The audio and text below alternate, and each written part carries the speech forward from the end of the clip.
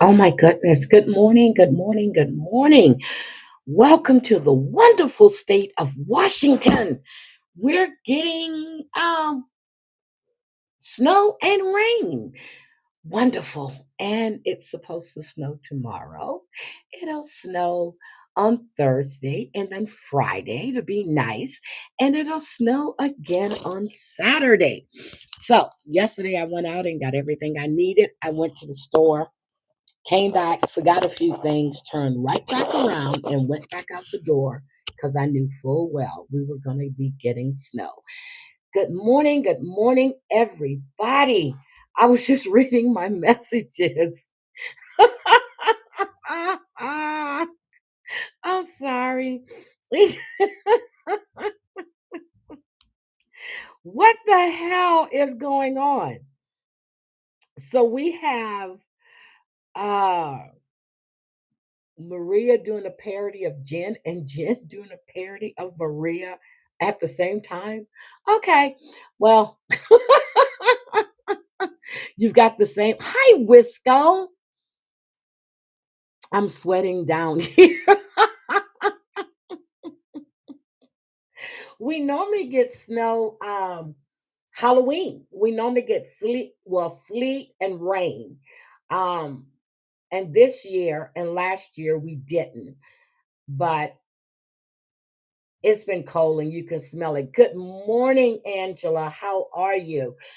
Good morning, Jess. Good morning, KK's Company, Wisco Gal, Scotland, my girl. Good morning, Jody B. Good morning, KK. I thought I said KK. Good morning, KK. Sweet potato.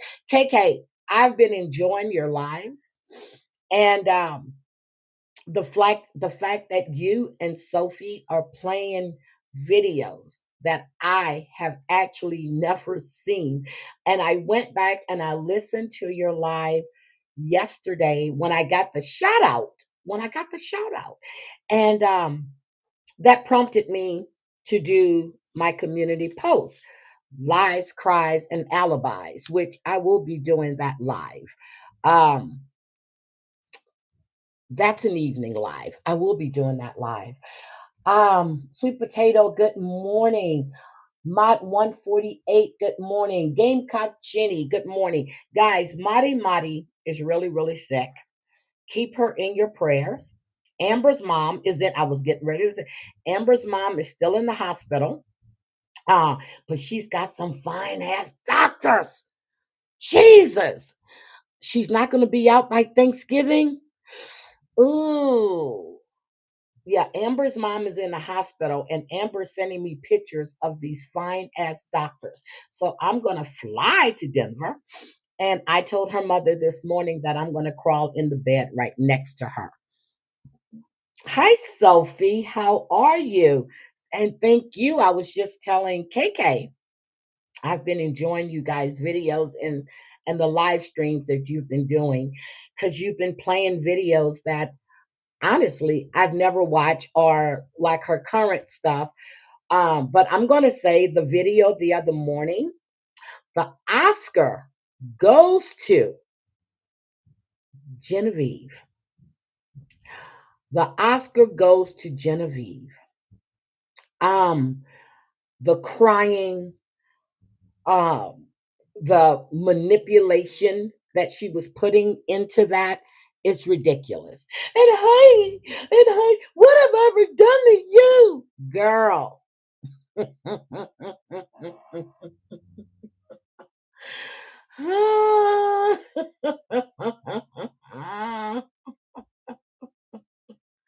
I was like, are you kidding me?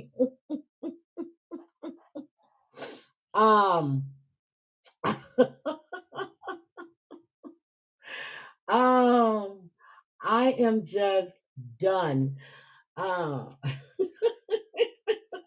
uh, I, I'm, I can't even talk. I really can't. When I saw that, and I was like, "Are you kidding me?" Ah, they are treating. Yeah, they are treating. Hi, George. Yeah, this was yesterday. KK did it. Hi, allegedly. Good morning. And guys, I am no longer monetized. As I stated, me and my dumbass, I canceled my YouTube partnership. So I went in and I reapplied, and they scanned my channel. So I'm gonna have to clean it up a bit, which I don't know if I will or not. To be honest, I really, really don't know, because I don't want to remove anything off my channel. I said I was gonna wait the 30 days and redo it again and see, because Chantel said that they denied her as well, and then she waited that 30-day period and then she reapplied. So I'll see. But with that being said, if you would like to donate to the channel, you can PayPal, Venmo, or Cash App. That's up to you. Good morning, Sarah motherfucking Z. Good morning, So Done. Oh, you did?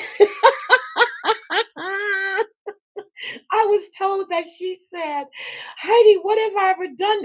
Well, I heard that part. What I was told was Sarah Z said, you lied to her. I said she did. They said yes. So when the time I went back to look at the video, she had put it on members only. And I'm not paying Jen no members only fee for no reason. Um, yeah, but her mom is she's Amber's mom is being well taken care of. And when Sophie played, when Sophie did her live and talked about let's get the timeline straight or whatever it was, I didn't realize it. She skipped a whole year. You just when you go back and hear stuff, and I never knew she was up on SoFlo's panel saying the stuff that she was saying, and I don't know why she keeps saying that she and Sophie were in competition for the same man. I'm like, that's not true. Oh, you were okay. 30 seconds in. Which parody, Maria's or Jen's? It's just, hi, my savage. I hope you're doing well. I almost called you Saturday, but I said no, I wasn't going to bother you. Um, I knew after Sophie's live, she was going to go there and talk shit and then start crying. Well, she can cry all she wants to. Uh, she's really going to cry. Yes, they told me that I had reused content. And I stated I've been today marks 5 years that I've actually started going live on my YouTube channel. Well, they sent me the thing today. Congratulations, 5 years, blah, blah, blah, blah, blah. But they told me that I had reused content. So um, I've been doing my channel the same way. When they scanned the channel the first time, I had the same type of content on there. Um, well, I don't know. I I have no idea, but I really don't think I want to be honest. I really don't want to, because everything that's on my channel, I can move it to my backup, but everything that's on my channel, I stand behind. So I don't want to do that. Hi, Chantel. Uh, hi, Savage. Sorry you didn't see the clam scam.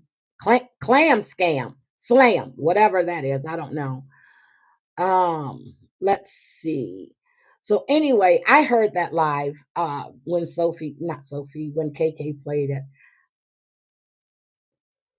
Oh, please do. Please send me.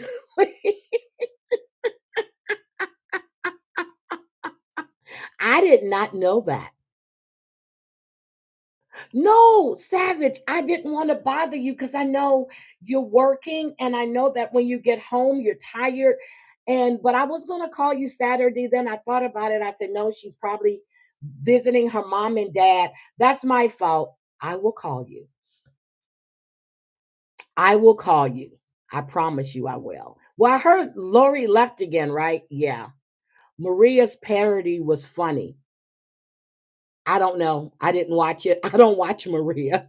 Happy Thanksgiving. Hi, Cheryl. Guys, happy Thanksgiving to everybody.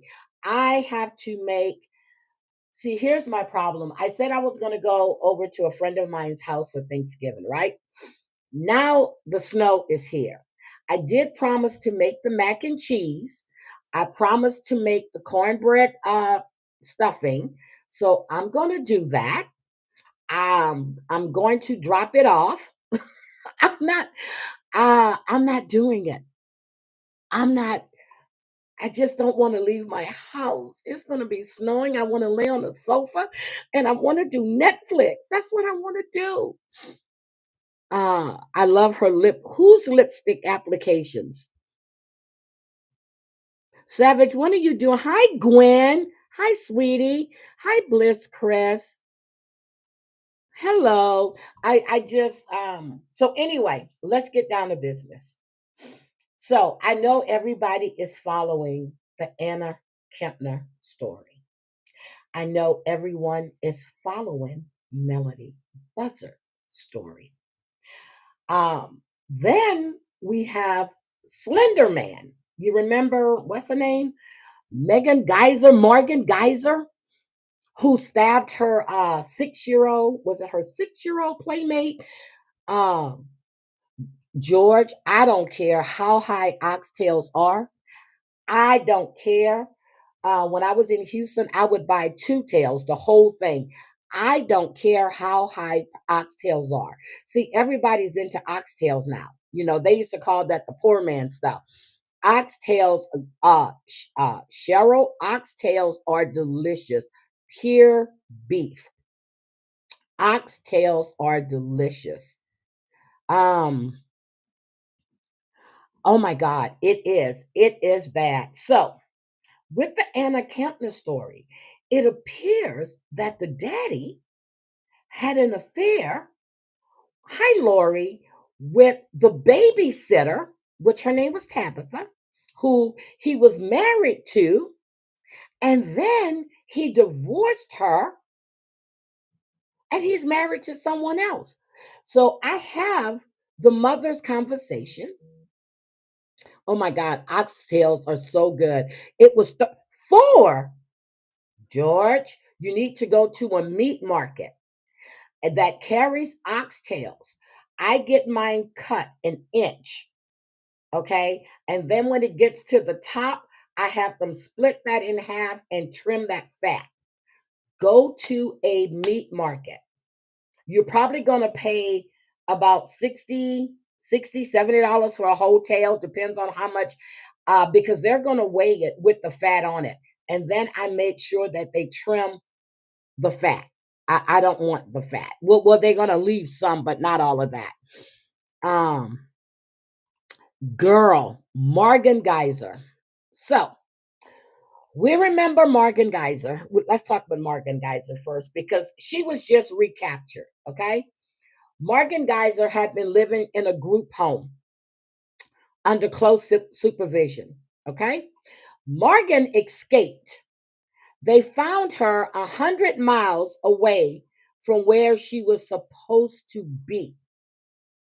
So you remember she had her friend over for a sleepover, a slumber party, uh, and she stabbed this girl what 16 times. And they went to the woods. The young girl crawled out. She was found. Gratefully, she lived. In 2017, she pleaded guilty. Okay, second degree attempted homicide. That's what she pleaded guilty of. She was 15 at the time. So she did her little time. They said she was mentally ill. Okay.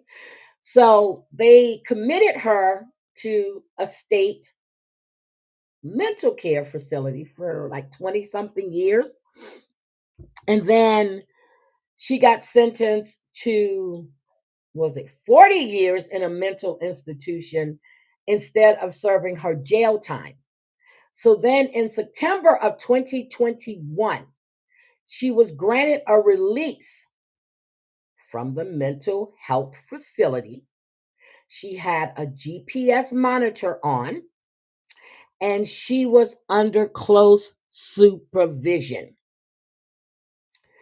So I think it was Winnebago she was at. So this woman escapes. She escapes with a man. So let's take a look at this Miss Geyser situation. We have the body cam footage of them rearing her. Okay. Cheryl, they are so good. Oxtails are delicious. I am so, girl, oxtail soup. Well, I make vegetable soup, vegetable beef, but instead of using like the cubes, I use oxtails. I do curried oxtails as well. Oxtails are the shit. Tabitha is the second wife. Yes, but he's remarried again. We're going to listen to that because the first wife didn't know that he and Tabitha had gotten divorced. And the current wife and her ex are fighting over the 9-year-old and the 16-year-old that allegedly caved Anna. Okay. Uh, whew, Lord have mercy. 19 times and survived. Yes. Girl, that Slender Man story. I was just like, are we fucking kidding me? I was watching Law and Crime update on this yesterday, and they were saying since they found her saying now she needs to go to trial. Yes, she needs to, but I don't think okay, they can't retry her again. I need to look and see if the case was well, it wasn't dismissed. She was sentenced to a mental health facility. Save the oxtail.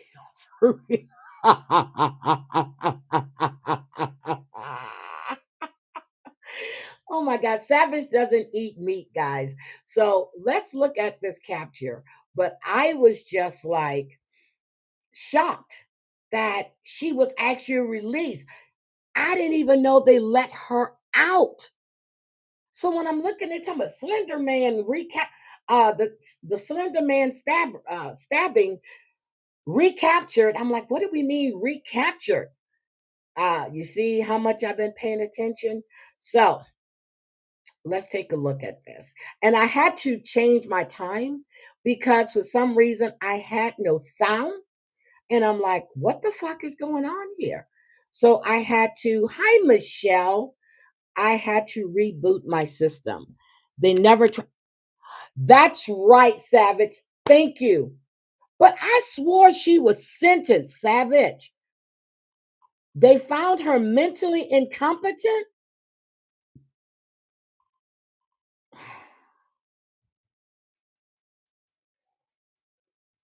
Because she was supposed to be living with her father.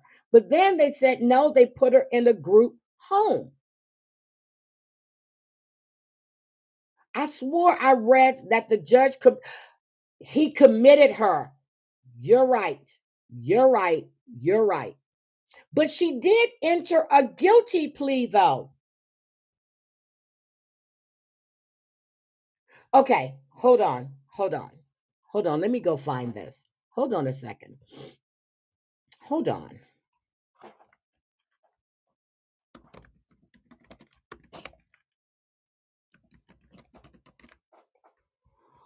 Okay. Here we go. Okay, so she entered a guilty plea on a charge of attempted first degree murder. So, as part of the deal, under Wisconsin law, Geyser avoided further jail time and would be committed to a mental institution. So, she committed the crime in 2014. 2014, 2015, no, 2017 is when she pleaded guilty.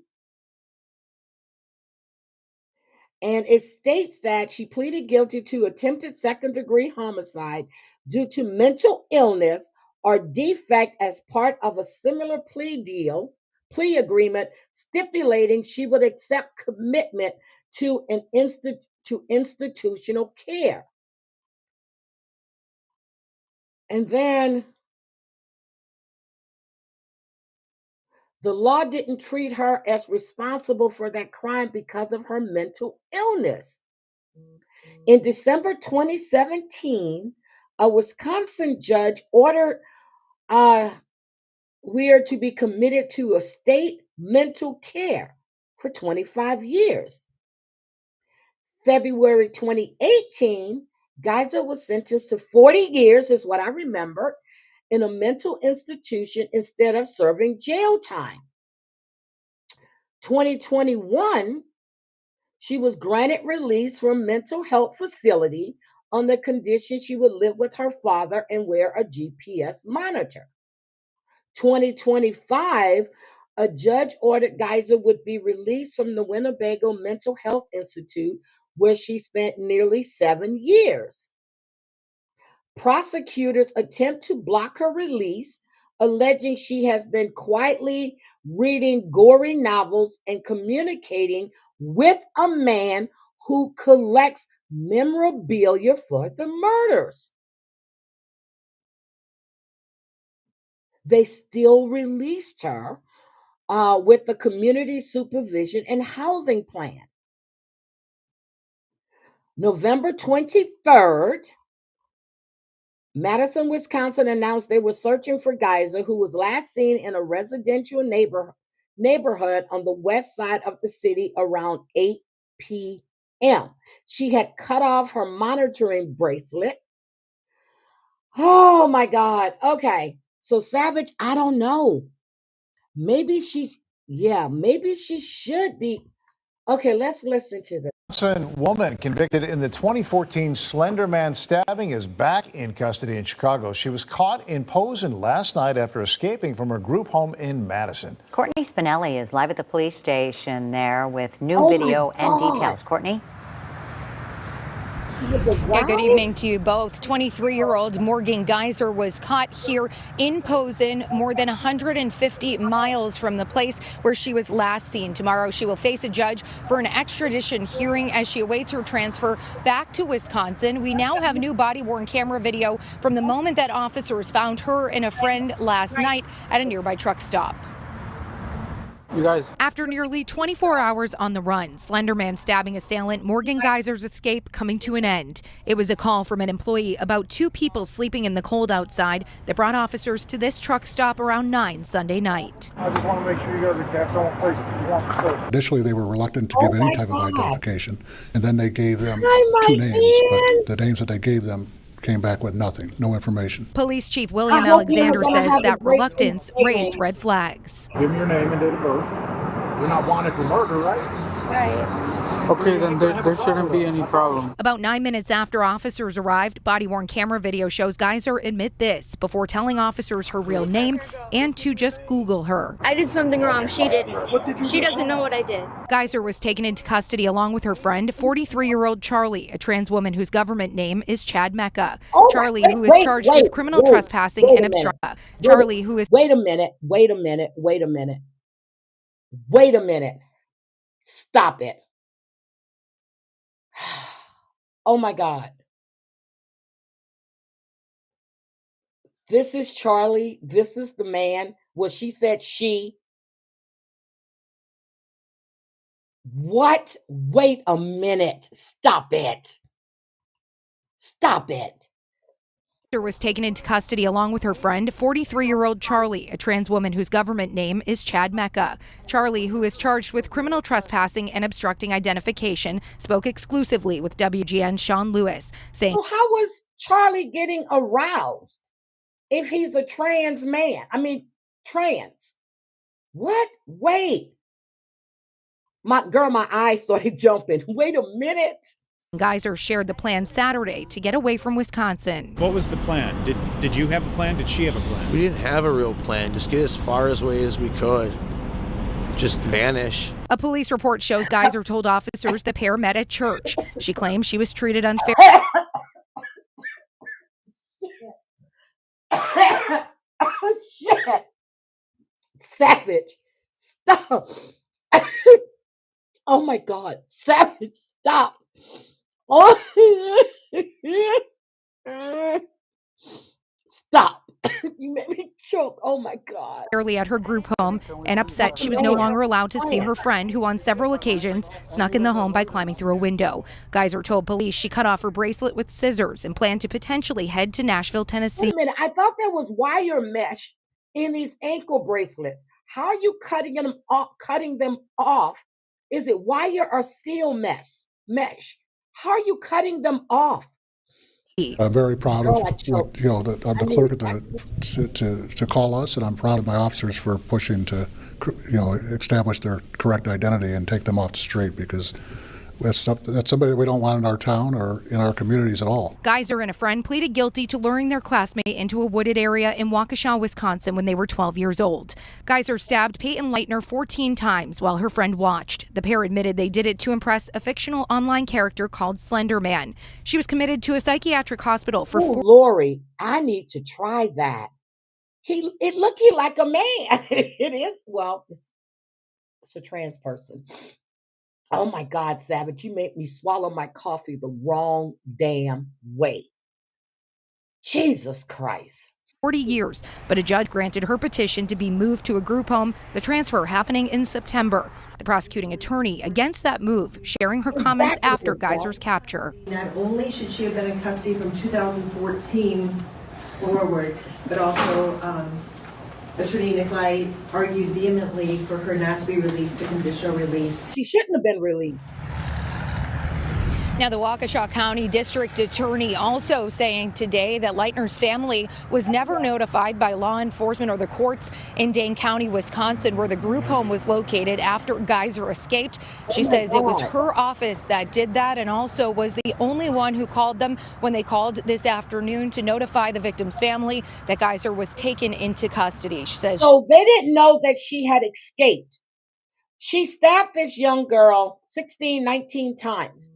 Almost killed her, and no one notified the family that she was released, she was in a group home, and that this girl had escaped. But they did call to tell her that she was recaptured. So since she was recaptured, does that mean she go to jail, or did she go back to the mental institution? What are we going to do with her now? Because if you're talking to this man that has a fetish for gory murders, and it's getting him off, she's not safe to be in society. They were highly concerned for the victim's safety while she was on the run.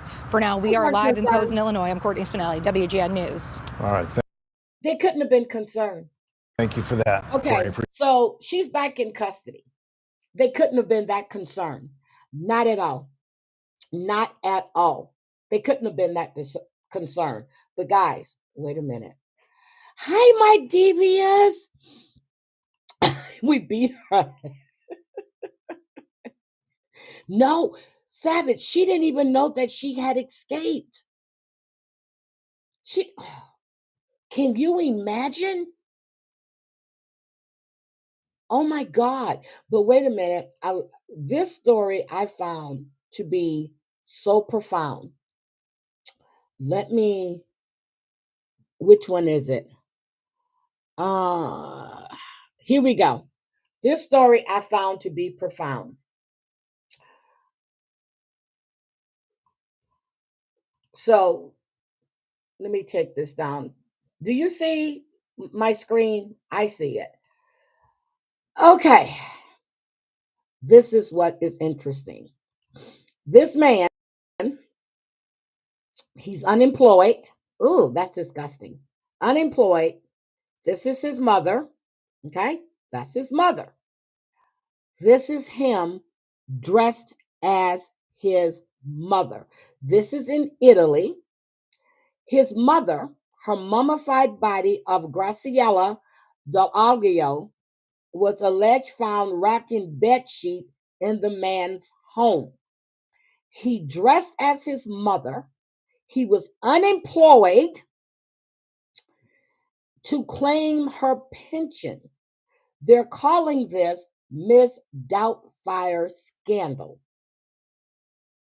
The unemployed nurse is accused of claiming the widow pension of Graciela. They said she died 3 years ago at the age of 85. The man allegedly failed to report the death of his mother, whose body was reportedly found mummified in his home. Italian media reports that he wrapped her body in a sheet, shoved it into a sleeping bag, and concealed it in his house. Okay? He concealed his mother's body in his house. He then underwent a transformation similar to that of Miss Doubtfire. I love that movie. He is reported to have styled his hair in ways similar to his mom, used foundation, wore lipstick, donned a pearl necklace, clipped earrings, and a pattern blouse in a bid to pass himself off as his parent. But a clerk at the local registry office suspected something was up when the man turned up to renew his mother's identity card. His masculine skin apparently gave him away.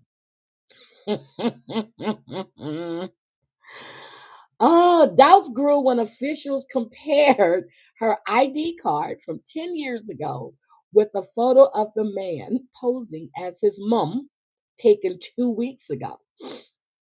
I'm not laughing. I am not laughing. He came into the consul's office wearing a long skirt. He was wearing lip and nail varnish, a necklace, and old-styled earrings. But up close, his neck was so thick and his wrinkles were strange.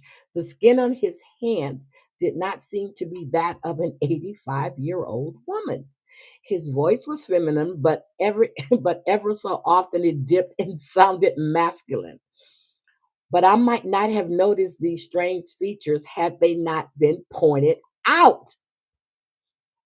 So the man agreed to the police search of his house, where officers found the mummified body. He added that she died of natural causes, but a postmortem would confirm how she died. So for 3 years, this man had his mother in her home.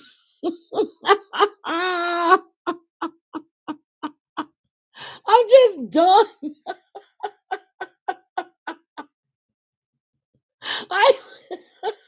I was thinking about the same thing. You're not working, so you want to collect your mother's pension and you just conceal her body. Hi, my Lauren. Kale says hi.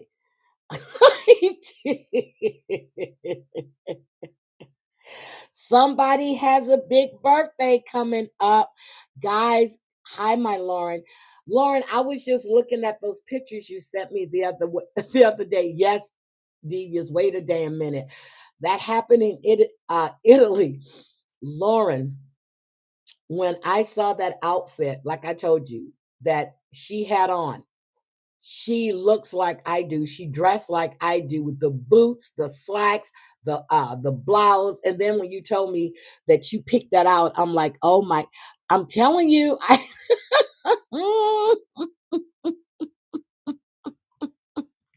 got some other ones that I found too, but god damn. Covered that with testy. Hi, Panda Berry. Hi, I enjoyed your live stream. I'm sorry, I didn't know you went live. I caught the replay. I had no idea that you actually had a channel. So you guys would be so kind as to drop Panda Berry's channel for me, please. I did not know you had a channel. And Miss Muggs, I enjoyed her stream. Was it Missy Muggs? Yes, I enjoyed her stream too. Girl, my granddaughter is my mini me.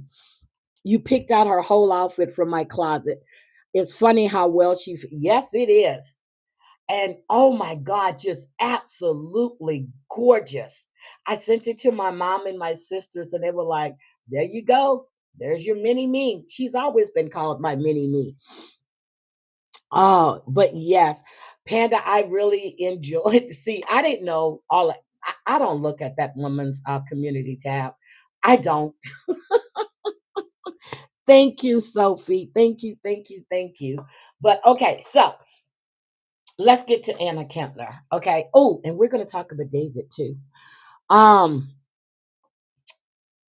Anna Kempner, this story keeps getting weirder and weirder and weirder. So we find out that she died of asphyxia. Okay. They're not saying if there was any sexual whatever. They're not saying that. And like somebody said in my chat the other day, I told you, I stated that since it was in open waters, it doesn't matter. It's still considered international waters. And the FBI is now in charge. Well, they took that case. The fact is that they are not saying shit. What we're hearing is coming from family members, okay? Is coming from the ex-boyfriend, from her mother. And now when they said the ex-boyfriend, I thought he was an ex-boyfriend because of her death, but no, they had already broken up. So let's listen to, I'm trying to see which one do I want to play first. Okay, let's listen to this one. Now, Ashley, I love you, but I can't stand the fact that you had that man on your channel. Let's go to, and they're calling it, why do you have to say she's the cheerleader? I hate that. Okay. They got to dub everything in the media. This young lady lost her life. Why can't you just use her name? And somewhere along the line, you can say she was a cheerleader, 18 years old, senior in high school. It's just like when George Michael died. They had to say gay, or I hate that kind of stuff. Let's go. Bridget, this is really a confusing family dynamic, but tell me a little bit more about what we know regarding the cause of death of Anna Kempner. Hi, Ashley. Yeah, it's She's very beautiful. complicated, as you mentioned, this blended family. I do want to address something, though, that was mentioned in that hearing today about the drinking on board. Carnival, I looked it up. They have a policy. It's 21 and up. So, Yep, it doesn't I mean, matter. we can dive into that It later. doesn't matter if you're on international waters or not. If you on a Carnival, which I don't cruise Carnival anymore. The last one I was on Princess, but if you cruise Carnival, it doesn't matter international waters or not. You have to be 21 years old to drink on that ship. But to my knowledge and understanding, it is 21 and up. So the teens getting a hold of alcohol in international waters, I don't think that really matters as far as Carnival's policy is concerned. And the other thing that you mentioned that came out of that hearing that was so interesting was they were rooming together. So a source close to the investigation says that it was death by asphyxiation with a bar hold. And what that tells me, this is a close contact killing.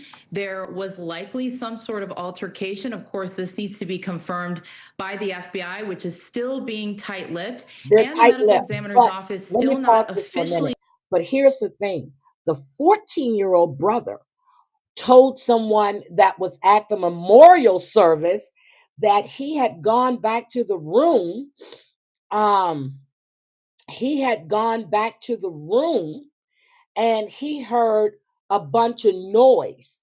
He heard fighting. My question was, if you went back to that room and you heard, well, my question is, you went back to that room, you heard fighting, wouldn't you go up and get your parents or call your parents, since you have a cell phone, to let them know that there's something going on in that cabin? Wouldn't you do that? I know I would.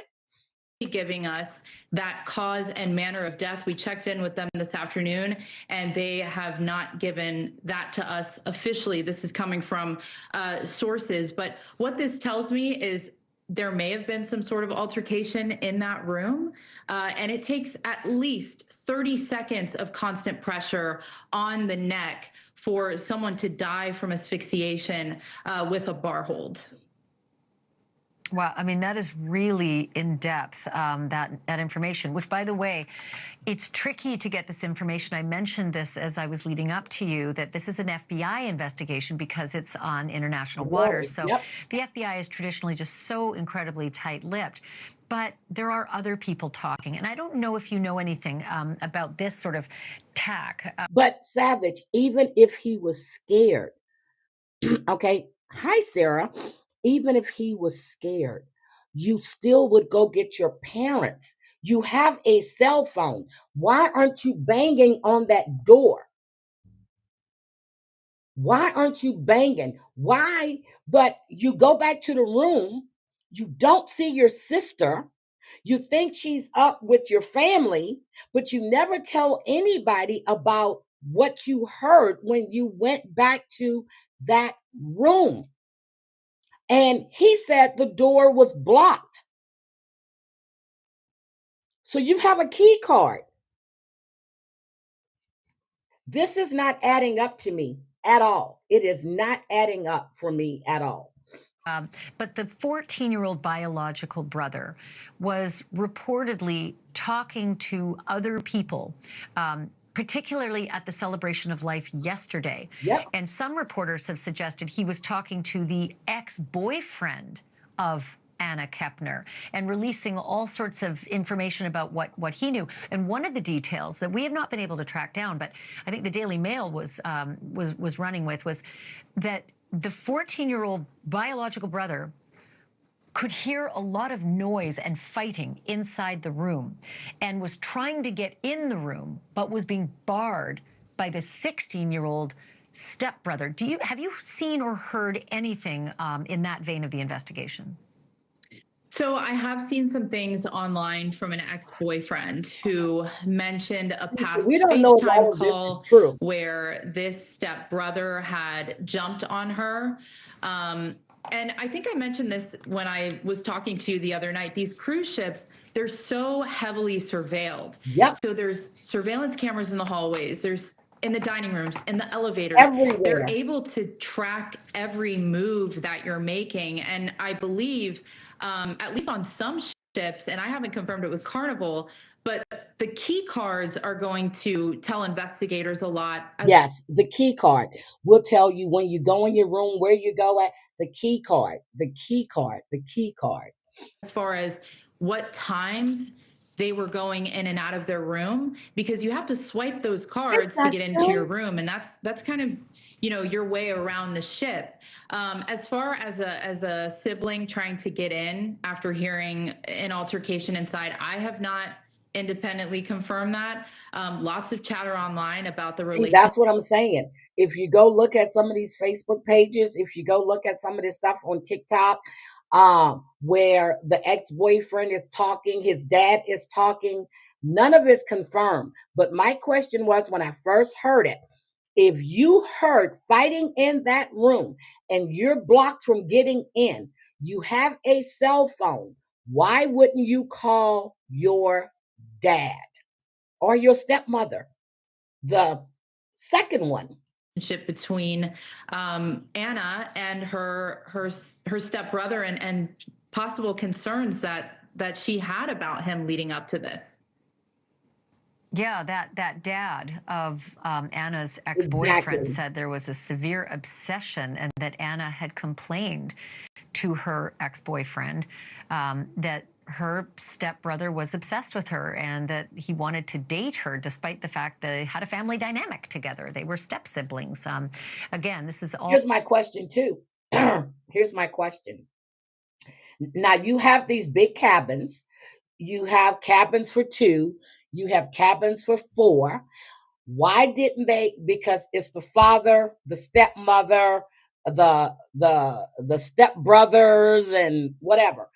why wouldn't dad be in the room with the boys and stepmom in room with the girls? Why? Or why didn't you get a big family cabin? It would have cost you probably about the same thing. It would have cost about the same thing. So I don't get it. All hard information to track down given the fact it's an FBI investigation. So this is sort of witnesses, those who gathered at the celebration of life, and of course this ex-boyfriend and his father speaking to reporters. Talk to me a little bit about this return of the ship to port. We learned that Anna's stepmother's report to this, Ruth, thank you and welcome. This is the Anna Kempner story, the young lady that was found dead on the cruise ship.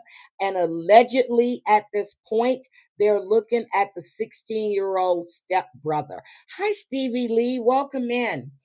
To the custodial hearing was that her son was immediately hospitalized upon the ship docking. Do you know anything more about that? Don't think the room's connected. Don't think. Hi, the real Ms. Moss. Good morning. Don't think the rooms were connected. Not at all. I don't think so. What kind of hospitalization? Where he went? Who was he with? Was he ever in custody? I'm not sure if he was ever in custody, but what that tells me, and it's just speculation, of course, this is not confirmed information. This could have been a Baker Act. And here in the state of Florida, you know, if somebody is threatening harm to themselves or someone else, the state can step in and they can put somebody on, I believe, a 72-hour hold where they're being monitored. I'm not saying that's what happened, but I'm saying that's a possibility here. If he was hospitalized once this ship came in, you know, and that will come out later on if that is the case. That's exactly. She shouldn't have been in the room with a 16-year-old or the 14-year-old. Yes, a Baker Act is like a 5150. They're saying, well, allegedly, he tried or he threatened to unalive himself. So they hospitalized him. They're not saying if the family did it or the FBI did it, but they're saying that he allegedly threatened to unalive himself. Now, he's not staying with the mother or the stepfather, who is Anna's father. He is staying with another family member. At the same time, the biological father and the mother are fighting over custody of the 16-year-old and the 9-year-old. They're fighting for custody. I have heard this new reporting also that he's staying, the 16-year-old suspect. I call him a suspect not because police do. I call him a suspect because mom said so. Yep, his own mother said in custodial hearings that the FBI informed her that her child is being investigated and could be a suspect in this particular case. But the fact that this child is now staying with a third party, I'm trying to make hay of that as well, because I know that much of the fighting between this stepmother, the mother of the 16-year-old suspect, and her ex-husband has been over their 9-year-old child. And I'm not exactly sure if they're fighting for custody over the 16-year-old as well, given the fact the 16-year-old is staying with some third party. Do you know anything about where he's staying, who this third party is? It appears he's staying with a family member of the mother. And I think in that hearing, what his biological father is alleging, and his legal team, is that she was allowing, you know, the teenagers to stay in their own room, to drink and everything like that. Exactly. And that she wasn't necessarily keeping them safe. Exactly. You know, and it seems like they have had contention in the past. If you look at the court docket, even before all of this happened, you know, there was some back and forth between the parents. As far as, you know, we have the same questions too. You know, when are the charges coming? If he is going to be charged, what will the charges be? FBI still being really tight. Carnival really giving out the same statement that they've been giving out for the last 12, 13 days. We're really left in the dark here. And And to me, it's because this is a 16-year-old. The rules might be a little bit different because he is a minor. I would imagine that he will be charged as an adult given the circumstances if, you know, he is charged with murder. How are you? But we'll have to wait and see. And FBI is really not giving out much. And happy Thanksgiving, everyone. No, and they really typically aren't very helpful when they do their investigations, not to people like us anyway, to reporters. It's always frustrating. I think you would be so. Her mother comes forward. Now, her mother looks like, and I'm so sorry to say this, she looks like an absolute crackhead. I'm serious. You're going to see the mother. Further ahead and getting details if it were Miami PD. You're really well connected there. Bridget Matter, thank you so much. Really appreciate you joining me tonight. I do appreciate the digging that you've done. Thank you. Thank you for having me. Thank you. You are Bridget Matter joining us from WPLG TV. And joining me now live is Anna's birth mom, Heather Wright. She's standing Now, this is how she used to look. Okay, you see her? Does she remind you of anybody? Does she remind you of anybody in this picture? She favors Jen Bailey a little bit to me. So let's go. This is Anna Kempner's mother. Now, there is a picture of her as well. I think it's she.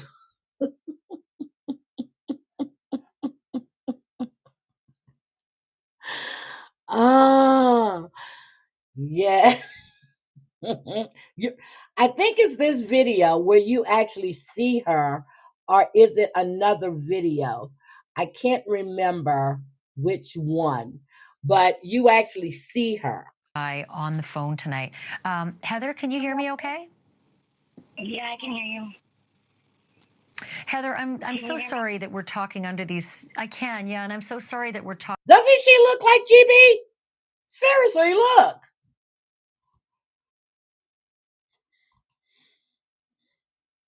Talking under these circumstances. I wanted to ask you what you can tell me about the cruise ship coming back into dock, and we were aware that she looks nothing your daughter, like that right now at all. Was offloaded in a gurney from that That's cruise the ship, biological mom. and that investigators were aware right away. But as I understand it, you weren't told that your daughter was dead. No, my ex-husband did not try to contact me at all whatsoever. Nope. To let me know that my daughter died. I found out because I live in Oklahoma, and my youngest son goes to school with a good friend of mine's nephew, and he told her nephew that his sister was murdered on a cruise ship. So I got a text message saying, "Hey, is Anna on a cruise? And you need to find out right away and call me." And I was like, "Do what?"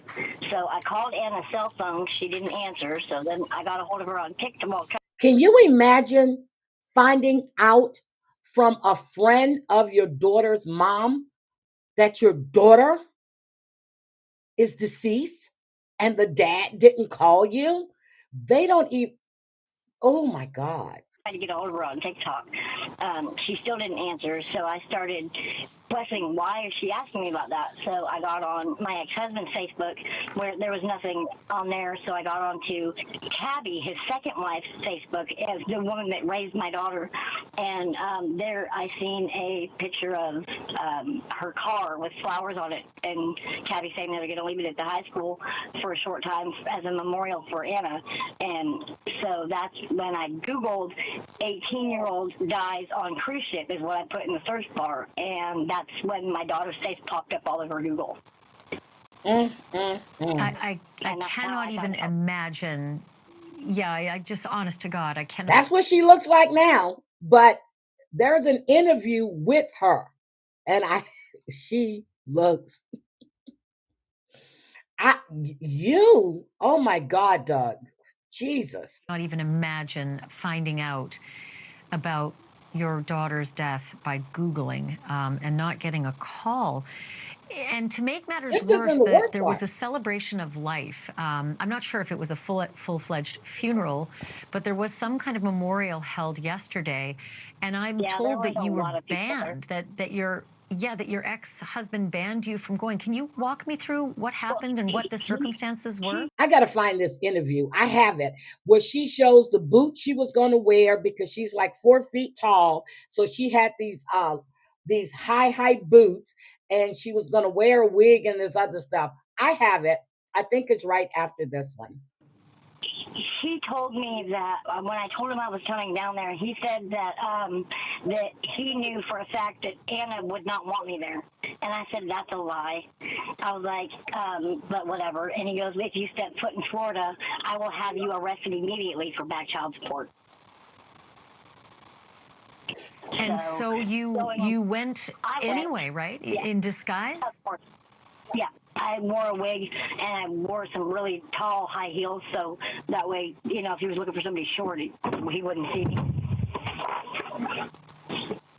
And were you able to attend the funeral? Did anyone see you or spot you? Like, tell me what happened next when you got there. Nobody spotted me. I kind of stayed in the back, close to the door, so if I Yep, needed to exactly. get away, I could. It was really nice. They had a lot of pictures of my daughter.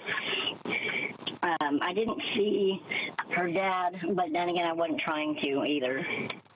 Beautiful young I lady. stayed for a little bit, but I didn't stay for the whole thing. My anxiety got too high, and I had to go. And what? Tell me a little bit about the funeral. What was said about Anna at the funeral? They just talked about how she was a great kid and she did really well in school. She wanted to join the military. She had her boating license before she was able to get her driver's license.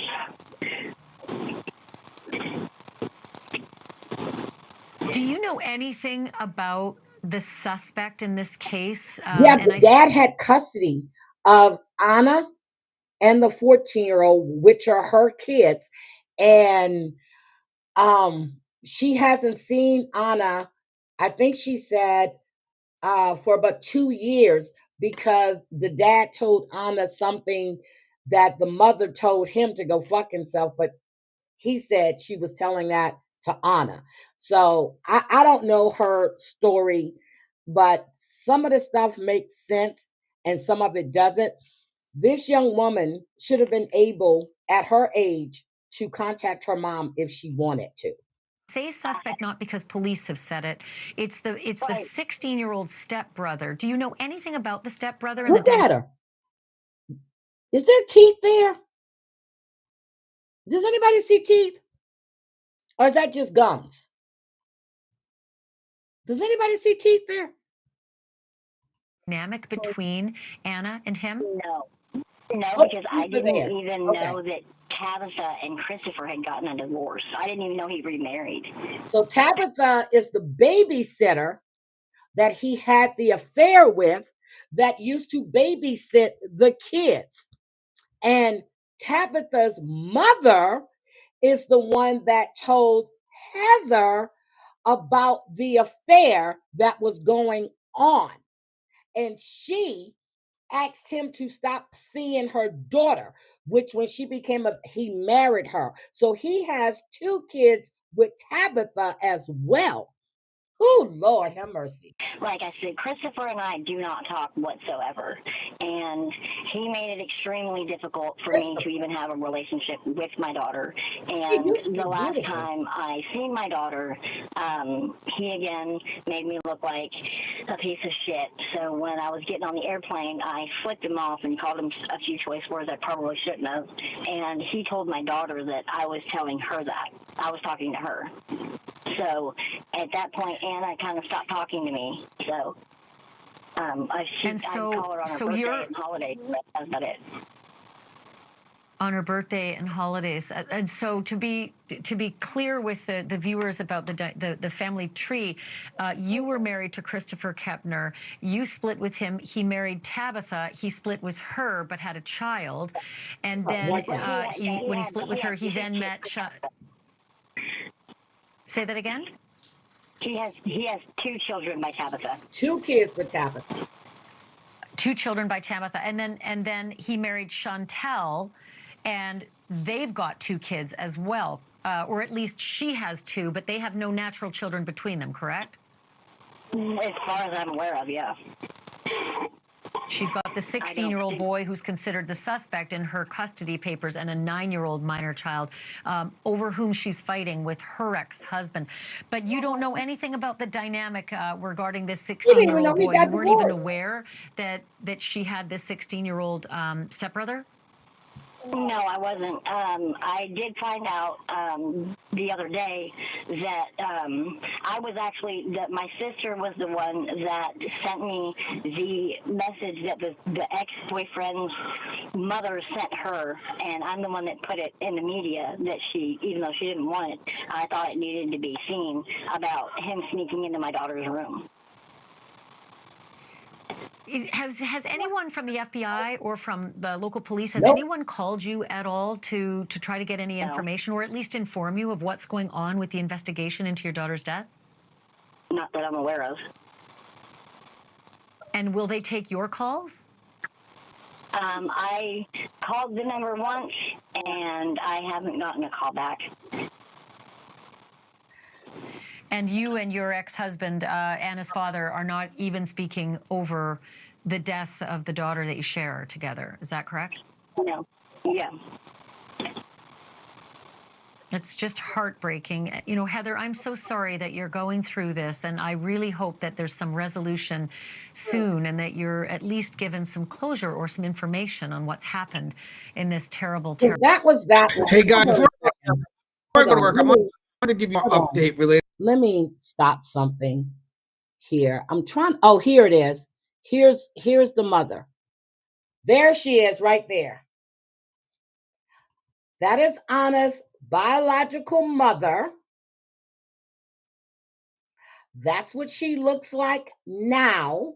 This was on Inside Edition. Some really tall shoes because I'm 4'9". Heather and Anna's father, Christopher Kepner, divorced 13 years ago.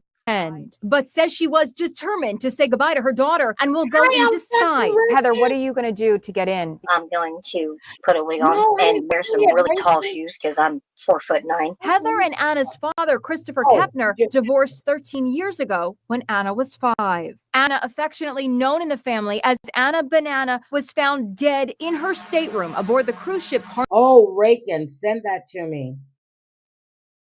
So, thank you. I'm sorry. Anna's mom had taken Anna's dad to court and said that he had been molesting Anna when she was younger. Reagan, if you have that paperwork, please send it to me. I did hear that. And her bio mom, yes, she's struggling with addiction. I knew that. Anna's dad also had a sexual violence injunction in 2008, but it was dismissed. That is true. I did see that. Carnival Horizon. She was sharing a room like this one with her 14-year-old brother and the 16-year-old stepbrother. There was a queen-sized bed. That's where Anna slept, and bunk beds for the 2 boys. Published reports say the 14-year-old was out exploring the huge cruise ship when Anna died. When the boy returned, he slept in his bunk, not realizing Anna's naked body had been stuffed on. This is what confuses me. Her body was naked. She was naked. Thank you, Reagan. I appreciate it, and happy Thanksgiving. That young woman was naked. That's why I'm trying to figure out, did he sexually assault her? What did he do to her? They are not saying. Her bed just feet away. The sleeping arrangements came up in a divorce hearing today between the 16-year-old suspect's parents. His mother revealed that the 16-year-old is under psychiatric care.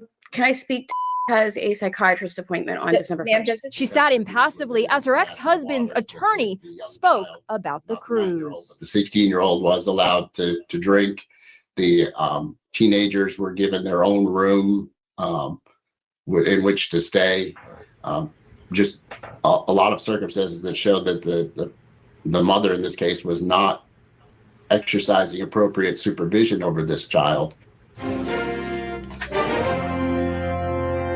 they had that court hearing, and I did have that court hearing, and I'm trying to see. Hold on a second. I do have it. Hold on. Let me share this with you. I do have that court hearing. See, I had all of this ready because this story is killing me. It is too much. Sir? Yes, ma'am. All right. And Miss, are you Miss Hudson or is it Miss Kepner? Miss Kepner. All right. And then I see. Who does she look like? She looks like somebody. And I can't remember who she looked, but he looks like Clint. I'm sorry. Let's go. It appears as though Miss Nathanison, am I saying that correctly? Yes, Your Honor, it's Nathanison. Yeah. Now, all of this is going on after Anna was murdered, or as they said, she was asphyxiated. Okay. You're fighting for custody. But again, he didn't say if he was fighting for custody of the 16-year-old or not, but the 9-year-old, and I think I forgot the age of the other one. Nathanison, I see you on the line, but your camera is not working for me. I can't see you. Is Mr. Smith, are you able to see Miss Nathanison? No, we have the same thing. A camera with a line through it. Okay. I'm sorry. I'm having problems. I'm not in my office. I'm at another location and I can't get my camera to work. I do apologize. Fair use. That's okay. Unless I hear an objection from Mr. Smith, we'll go ahead and proceed with just the audio. I was having my own technical difficulties earlier as well. So we're here in case number 2024 DR 52505 for a case management conference on an emergency motion for temporary relief, docket number 24, that was filed by Mr. Hudson, and the mother's response to the father's emergency motion for temporary relief, docket number 25, that was filed by Ms. Kepner. I'd like to hear from you, Mr. Now, she lost a stepdaughter. Her son is the prime suspect. Does she look upset or worried? Why is the 16-year-old with the third? See, they're not saying, KK, but I don't know if this young man, because they said he was troubled and it was hard for her to handle him. So I don't know he's staying with one of her relatives, not his dad's relatives. When he was released from the hospital, whether the mom admitted him or the FBI, whoever, he went to live with a relative. Smith, and as to the emergency situation here, and how much time you believe you'll need for a hearing on the matter. Well, Your Honor, so the court is aware, we are set on December 17th in front of the magistrate on my earlier motion. That's on a motion for contempt, correct? But my understanding is it was just that motion that was referred to the general magistrate, so this matter would be heard before me. Okay, Your Honor. I just wanted to make sure the court was aware of all the proceedings going on. And as far as the situation in this case, if the court isn't aware that apparently this has been made national news. Yep. He knows. And Your Honor, there's a person, John Martinez, present. Is that court personnel? Yes, Mr. Martinez is court personnel. Yes, sir. He wants to make sure it's not media. In terms of what has happened, we've indicated through our other motions that my client is being denied his parenting time with the two younger children. However, it's come to our attention that we're not aware of the full details. And again, there's apparently an FBI investigation ongoing that the mother took the two younger children on a cruise, and that the older child, who's approximately 16 years of age, is a suspect in the death of the stepchild, an 18-year-old daughter that was in the same. He's only fighting for the younger two, not the 16-year-old. Same room the other day, but I didn't pay attention. Staying in the same room on the cruise ship. So we're very concerned with those circumstances. The parties have agreed for the 16-year-old is now placed with a maternal relative, so not with either parent, with a third party, here in our area up near Hernando County. So with a maternal relative, the 16-year-old is with a maternal relative? Yes, Your Honor. Okay, and so really what's at issue in your emergency motion is the youngest child. Correct, Your Honor. And what would be, if the 16-year-old is in the care of someone else, is not with mom, what would be the emergency in the court needing to address the issue as to the youngest child? Well, we feel there are some circumstances regarding that, the 16-year-old and the mother's judgment regarding that cruise, that would affect, obviously that her ability to care for the minor child, the 9-year-old, in that she's making some bad choices and obviously alienating the child from the father as well. Your Honor, it's our understanding. Well, I think we're talking about two different things. So we're talking about not getting time sharing. That's one issue, and that certainly wouldn't be considered an emergency for the court's purposes. And you do Okay, so you're saying you want an emergency petition to remove the 2 minor kids, which the 16-year-old is no longer in that home. So if the mother has intentions of bringing the 16-year-old back in the home, I can see where an emergency petition would work in this case. But they're not saying, "Hi, Cajun Mama, how are you?" This is the hearing for Anna Kempner's stepmother and her ex-husband about the custody of the minor children, since the 16-year-old is now being investigated for the murder of Anna Kempner. Have your motion pending in December with regard to that. I think my question is really addressing more the emergency motion that was filed, not so much the mom denying the time sharing, but really the safety of the 9-year-old and whether or not the court needs to hear that on an emergency basis. Well, Your Honor, it's our understanding that because the cruise was in international waters, that the young child, not the 9-year-old, but the 16-year-old was allowed to drink. The teenagers were given their own room. How do you know they were allowed to drink? So there is liquor. People leave drinks on the cruise ship. They leave them on the tables. They can't go in the store, or they can't go up to the bar and order a drink. So how do you know they were allowed? Teenagers sneak to drink all the time. So don't say allowed. In which to stay. Just a lot of circumstances that show that the mother in this case was not exercising appropriate supervision over this child or the other child involved. Okay.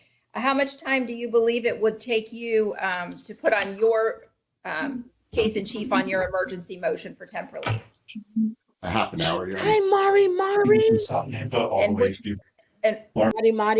I don't need you in chat. I need you to be getting better. You can sit back and listen, but just get better. I had everybody send prayers for you earlier, sweetie. And what witnesses do you intend to call? Well, at this point, Your Honor, it would be the father. I think the 16-year-old, we don't really want to put him in the middle of it. But I may have to call him as to some of the circumstances. I wouldn't be calling him. Well, and you recognize, of course, that the court would need to approve that in advance, given that the court must give permission in order for the minor child to testify. Yes, Your Honor. And then obviously I think I can elicit most of the testimony from the former wife and the stepfather as well. So you intend to call 3, if not potentially 4 witnesses: the mother, the stepfather, the father, and possibly the minor child, the 16-year-old. Yes, Your Honor. Briefly. Okay, so I don't know how we do that in half an hour.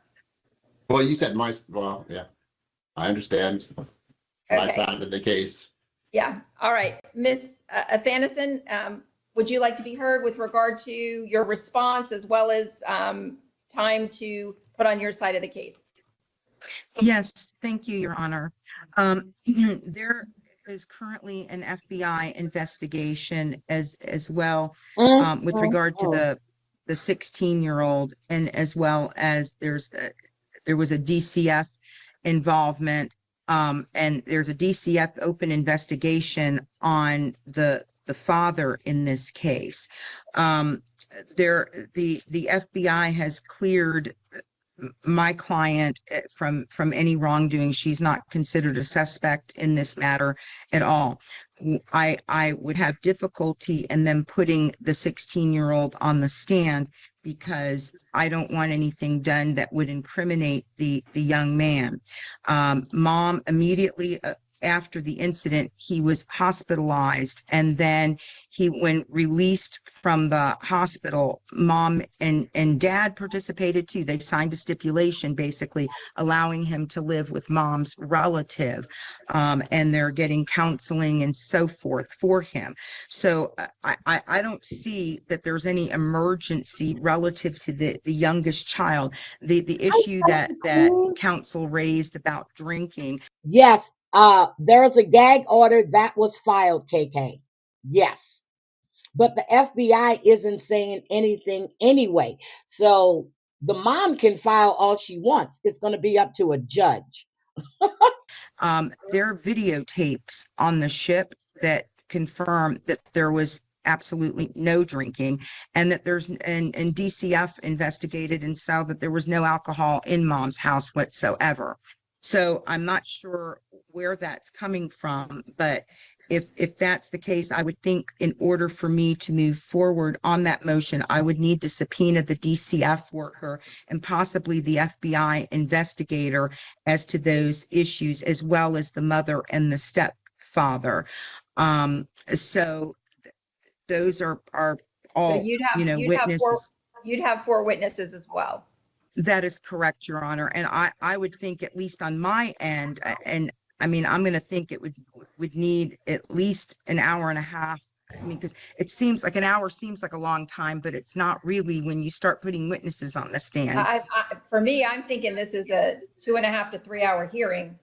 Yes. By the sounds of it. Yes. I do believe that I need to hear this on an emergency basis. So I will ask my judicial assistant what is the first available time I have to hear this. Ms. Opperman? At 9? December 1st at 9 a.m. Happy birthday. Can I speak? He has a psychiatrist appointment on December 1st. Ma'am, just a second. Hold on. I want you to be able to talk with your attorney before you speak. If she says it's okay for you to speak, okay. I'm okay with that, but I think you need to run that by her first. Yes, ma'am. Your Honor, I have a hearing at 9:45 in Pasco County on a motion for contempt that I have to be in person for. So I can't be available at 9 a.m. Okay, well, this is an emergency motion, so that this would certainly trump the motion for contempt in Pasco County. Okay. I mean, I would have to ask the judge's office. If they would allow the continuance. Is it your motion? No, I'm defending it. All right. What else do I have? So they just got married. Okay, this is Brevard County. I love Brevard County. So Chantel and Christopher just got married. They got married in, let's see, it'll be a year. The license was issued 12/23/2024. So they just got married. Okay. I have December the 5th at 9 a.m. I can do that. Mr. Smith? Yes, Your Honor, that's fine. Is that going to give you ample time, Ms. Athanason, to subpoena the folks you need with the FBI and DCF? I'm hoping. I don't know, with the Thanksgiving holiday, I can't fully and honestly answer that question. I know I can get subpoenas served, but I don't know what will happen beyond that point. Okay, so do I have all morning just in the event that we need it? Okay, so what we'll do is we'll schedule the hearing on the emergency motion for temporary relief. It'll be set on December the 5th at 9 a.m. in the morning. It'll be set from 9 a.m. until 12 p.m. That should give you ample time to issue any subpoenas that you need. If it is it's a big city on the ocean. It's like going to the Venetian, really. Everything you want, shopping and everything is right there. Really, it is. It's just a beautiful time. You don't have to drive nowhere. Everything you want to eat, it's there. Cruising is wonderful. Intent, Mr. Smith, to cruising to have the weekend. minor child testify, you'll need to file a motion in advance of that. In all honesty, I would anticipate that the child will choose not to testify and will invoke his Fifth Amendment right. But I don't know. But if you are intending to call him, you will need to file a motion with the court prior to the hearing. Yes, Your Honor. And I'll further discuss that with my client. He may choose not to call the child. Okay. Is there anything I need to address then? Anything else, Mr. Smith? Is that going to be in person, Your Honor, or virtual? That will be in person. Yes, it will be here at the Moore Justice Center in person. Yes, Your Honor. Anything else, Ms. Athanasson? Yes, I did file a motion for non-dissemination. The press has been hounding both myself and my client. I don't know about opposing counsel. Let me let you know this, Ms. Athanasson. I am in an open courtroom, and it appears to be. I have several members of the press here currently. I have not reviewed that motion. When did you file it? It would have been filed yesterday. Okay. I will review that, but I will advise you that there are some folks that appear to be from the press here today. Okay. All right. So if I could get you, Mr. Smith, to do the notice of hearing for the hearing on 12/5 at 9 a.m. for me. Yes, Your Honor. And file any additional motions if you intend to have the minor child testify. So that was their hearing. Now they're fighting in the midst, anything else? like I said, of everything else that's going on with this young man and this woman's death. This is crazy. Melody Buzzard, okay. The mother actually interviewed Tyler, okay? And Tyler is saying that the mother stated that she had dropped off Melody with some people she met online. Well, she met at the zoo, and she dropped off Melody with these people. And she's saying that it was the people's idea, and they kept changing locations on where they wanted to meet her at. Okay. She's saying that she met them at the zoo. They had a child, and they wanted Melody to play with their daughter. Okay. This is the interview he did with Ashley. This was yesterday. And I want to show you this because to me, this is not making any sense. So we're going to see Tyler. Okay. Let's take a look at Tyler. This is the man who they're stating, well, it was false imprisonment. The judge released her. They removed the ankle monitor, and now she's packing up stuff and she's putting everything in a U-Haul. She is moving. When I heard about this, and when I heard that she tried to get another rental car, it was like 2 days after she had came back. I said, I think she left this young girl someplace. The premise was she was supposed to be able to talk to Melody all the time. The mother supposedly was having some type of surgery, and these people were going to keep her because they thought what her mother said she needed a month to recuperate. So they were going to keep Melody, and she was supposed to be able to speak to her all the time. I'm thinking that because she couldn't reach her daughter and she couldn't talk to her daughter, she went and tried to get a rent-a-car to go back to where she met them at, or try to find where they were. I keep saying she left this young girl someplace. I don't think this young girl is deceased. I don't get that feeling. If she is, I'm going to be totally shocked. Okay, let's listen to Tyler's interview with Ashley. It's actually, the whole events with Ashley is one giant blur of craziness. I don't know of any That's other way Tyler. to explain it. In short, she ended up going on a road trip at the instructions of individuals that she barely even knows, and I question if she even knows them really at all, in efforts to drop Melody off with them, apparently some location in Utah. She had said that it was a couple that she met at a zoo. This couple had a daughter that's Melody's age that she wanted Melody to be able to play with. But she doesn't know these people's names, their address, their phone number, their location, nothing.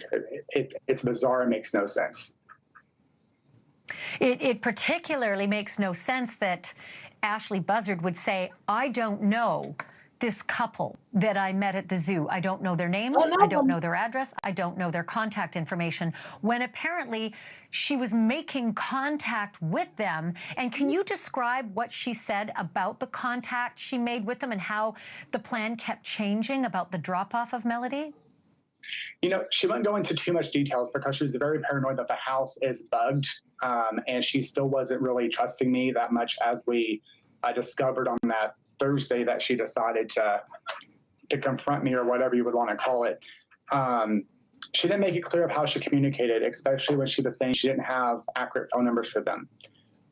She also didn't make it clear. She said that she knew the woman's name of the couple, and that she looked on white pages and verified that there was someone by that name listed on the white pages. Okay, well, if someone's called John Doe, there's probably 20 John Does throughout the nation. So it's the fact that she trusted and believed some stranger that she randomly met at a zoo to care for her daughter, and trusted what she said was true without checking ID, without checking where she lives, without going to the house, without verifying where Melody was going to be sleeping.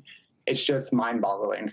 It doesn't make any sense to me either. Well, to say the least, without getting a contact phone number to call her back. And again, I'm still perplexed by the details, Mr. Brewer, about, and I think, you correct me if I'm wrong here, that KK. Ashley Buzzard said to you that this woman kept changing the drop-off details, kept changing the plan. KK, you think she sold her daughter? Hi, JJ. Hi, Muggsy. Do you think she sold her? Damn. Is that true? Exactly. And that's why she ended up in Nebraska and all these different places, because they kept changing. Was like, oh, no, meet us here. No, meet us here. Then meet us maybe Utah, wherever she ended up last with Melody. This is the story that the mother is telling Tyler. So Tyler is only repeating what she said. We don't know if this is true or not, but this is the story she told Tyler the day he went over to her home to try to see if he can help her. Was the final drop-off. So they kept changing it because apparently this couple, this individual, this whoever, was paranoid of the government and being followed and spied on. So they wanted to make sure that if Ashley was being tracked, then it would be harder for them to be tracked, changing all these different locations. And I know how weird and bizarre this sounds, but this is just the information that I was provided. And whether it's true or not, this is what she relayed to me. I mean, that's a whole other question, whether what she told you is true. It sounds so manic. And also, how is she communicating with a woman multiple times to change drop-off locations if she suddenly says, I have no means of communicating with said woman? And she said that she originally had a phone number for them, and she no longer has it because they ended up either disconnecting it, or it was a text now number or something similar. And she was told that when she got home, Melody would start calling her. And that's what I'm saying. 45, 50 days and still no phone call. That's what I'm saying. she has not been able to get a hold of her. I'm thinking that's why she went to get that rent-a-car, to try to go and track and backtrack to see where her daughter could be at. As of November 6th. And that was the plan, to be clear that this couple, again, that Ashley Buzzard told you she met them at a zoo and made this plan to drop her 9-year-old daughter off with them, and that they'd have a daily contact with Melody. Did she say why? What was the whole purpose of getting rid of her daughter to this mystery couple in the first place? Without going into too much detail with her medical history, she had an outpatient, so she has a surgery coming up. And the surgery, after she told me what it is, it's an outpatient surgery that you're going to be out for the day. It's nothing.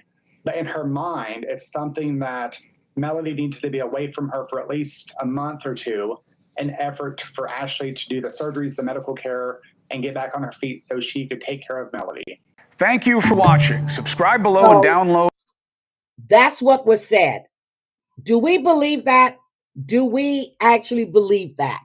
I don't believe it. It doesn't sound like it makes any sense to me at all. But wait a minute. Hold on. I did something wrong. Let me go back. History. She had an outpatient, so she has a surgery coming up. Her daughter to this mystery couple in the first place.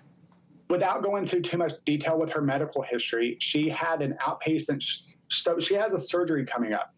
And the surgery, after she told me what it is, it's an outpatient surgery that you're going to be out for the day. It's nothing. But in her mind, it's something that Melody needs to be away from her for at least a month or two, an effort for Ashley to do the surgeries, the medical care, and get back on her feet so she could take care of Melody. Thank you for watching. Subscribe. So I just want to make sure I heard that right. So she was supposed to be having some type of surgery. So let me just speak on David for a while, because TMZ went on and they stated that Celeste Riviera's body was frozen. And when I heard that and Flavor played it, I listened to it and I was like, if they said that Tesla had been parked, now this is California, the Tesla had been parked and abandoned for weeks. They're saying her body was frozen. Well, guess what? LAPD came out and did a statement. They stated, here it is, the Los Angeles Police Department is disputing recent reports that the body of teenage Celeste Rivas Hernandez was partially frozen when it was found in the trunk of a vehicle registered to an up-and-coming R&B singer.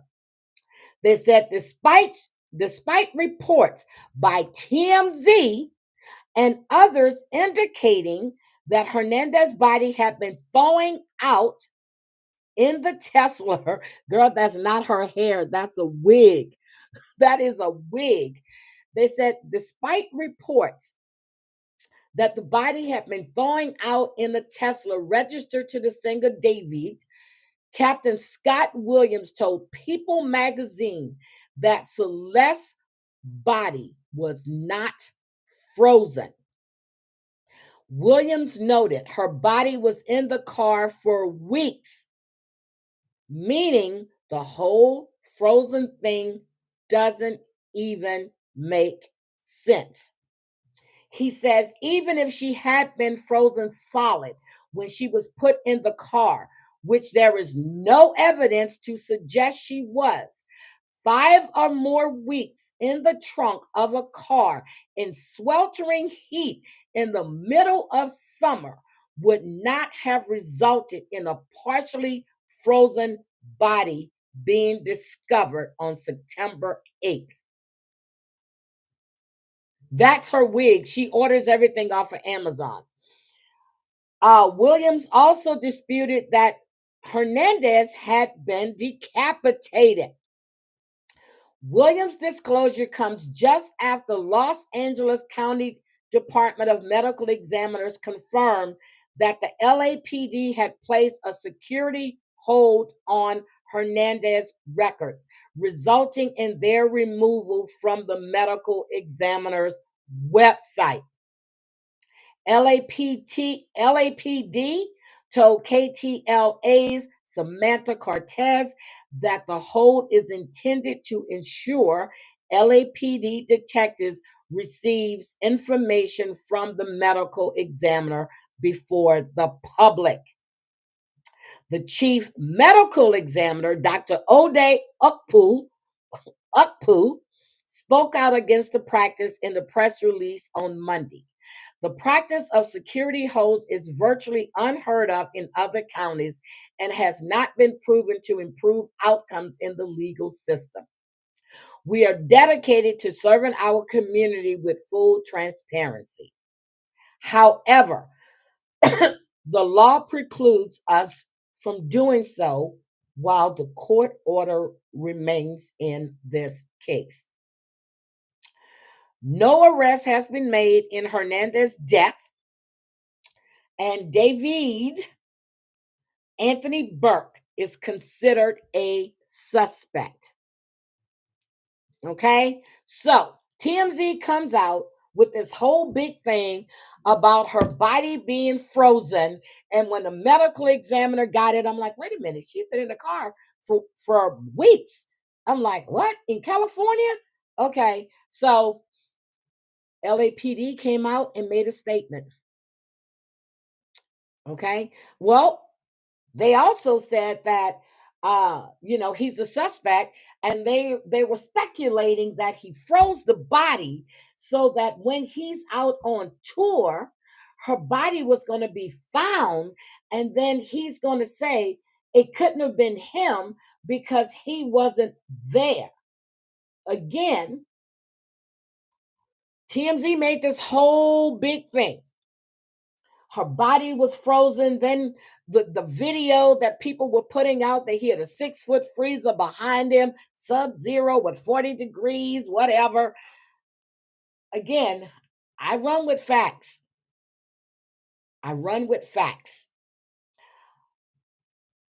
never been one. I listen to TMZ sometimes, and then I said, okay, shit don't make sense to me. Just like they reported about the fact that Chuck Podcast, what is his name, died of brain cancer. What? The man was suffering from bladder cancer. Now you got his family all up in a roar because you're putting out fake information. They're not saying why anyone wasn't arrested. They're looking at suspects. I still feel that the manager had a lot to do with it. Her family knew that she had been with David. She wasn't a runaway. They knew exactly where she was. She had gone home. They had gotten in another argument. She left again. I'm going to have to show them on my phone, Amber, because I haven't downloaded them at all. So they knew where she was. Everyone in the Discord that they ran knew where this young girl was.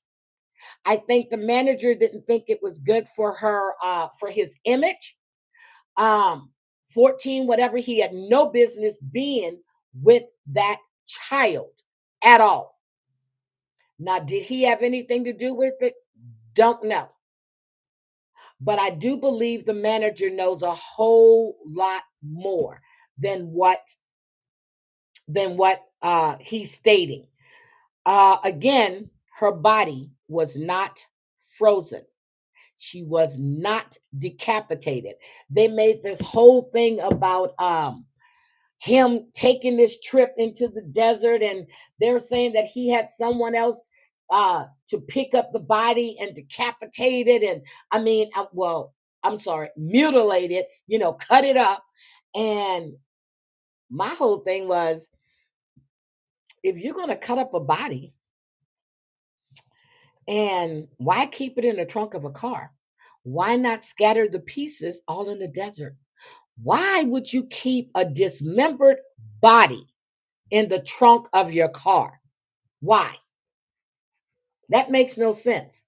Why would you keep? And then knowing if they come and tow that car, the smell and the stench, it's going to be ridiculous. So again, wanted to say that. We have KK. If Ashley didn't have nefarious intentions, she would gladly accept. Yeah, that's true. It's lies. She wasn't going to backtrack anything. I don't see her. I don't see a concerned mom either. I really, really don't. But I was thinking that she had left her at a hotel or something, or she was going to go back to check on her, bring her food, bring her this. She wasn't in school. And then to come to find out that she has a 22-year-old daughter. Okay. Melody's mom has a 22-year-old daughter that had been removed from her custody when she was younger, along with Melody. She got Melody back, but the 22-year-old never went back to her. Well, now she's 22 years old. Thank you. They should know who was the last person to drive that Tesla. In that neighborhood, in that area, damn near everybody has ring cam footage. There are cameras on the streets in California too. Just like New York, just like Maryland, just like here. There are cameras. They can't do the speed shit here anymore. They can't do that. But you cannot tell me you don't know the last person to drive that car. You can't tell me you don't know when that car left, who was in it, was Celeste in the car.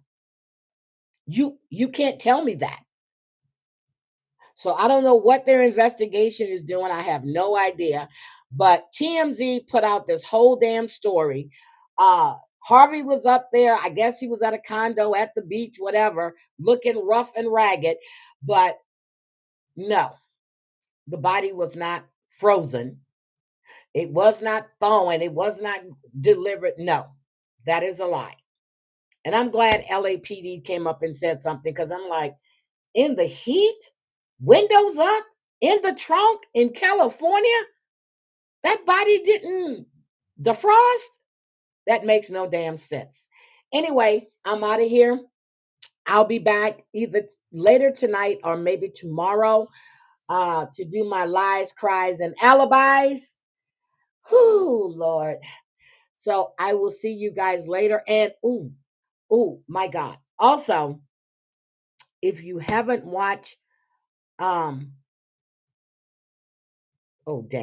you haven't watched Potomac, part 3 of the OC reunion, and 90 Days Happily Ever After, part 3, please do.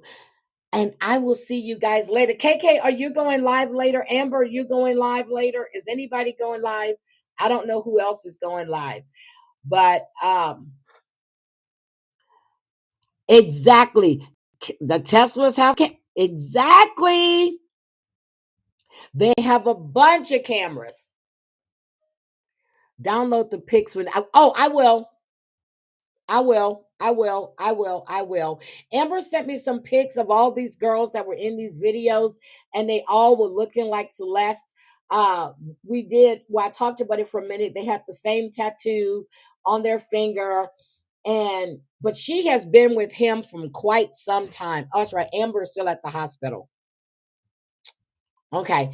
She has been with him for quite some time. Okay. She wasn't a runaway. Her mother and them knew exactly where she was. So I will see you guys later. Everybody have a great day. Happy Thanksgiving. I'll be back. I'll be back. So I will talk to you guys later. Have a great day, everybody. Take care of yourselves and be careful in them damn stores, because it's getting rough out there. People out there shopping, jumping out the thing. No, I'm just joking. Have a good day, everybody. Bye.